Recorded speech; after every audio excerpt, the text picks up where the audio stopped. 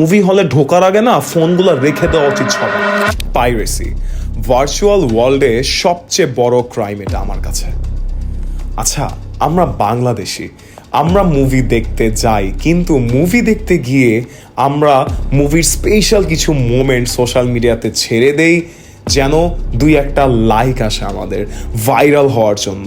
ভাই, নিজের ফেস দেখা ভাইরাল হন, মানুষের মুভি ক্লিপ ছাইরা কেন ভাইরাল হচ্ছেন?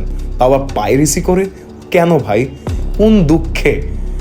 একটা টিম যারা কোটি কোটি টাকা খরচ করে একটা মুভি বানাচ্ছে, মুভি হলে ছাড়তেছে, উপর দিয়ে বাংলাদেশের মুভি এতটা আগায় যাচ্ছে, আপনাদের মতো মানুষরা আগাইতে পারতেছে না।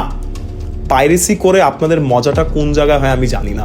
সত্যি কথা, আমার কাছে কি মনে হয় জানেন, বাংলাদেশের প্রত্যেকটা মুভি হলে এই নিয়ম করে দেওয়া উচিত, মুভি হলে ঢোকার আগে না ফোনগুলো রেখে দেওয়া উচিত সবার, যেন কেউ কিছু না করতে পারে।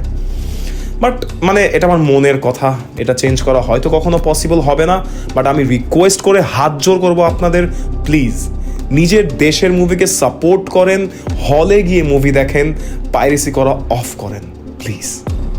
Thank you.